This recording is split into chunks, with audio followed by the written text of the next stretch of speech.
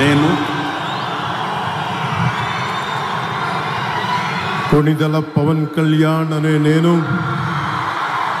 శాసనం ద్వారా నిర్మితమైన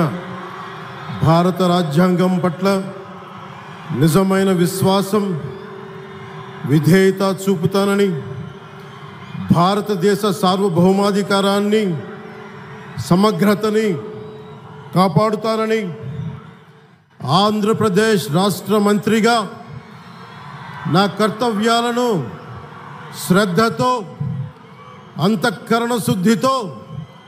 నిర్వహిస్తానని, భయం కానీ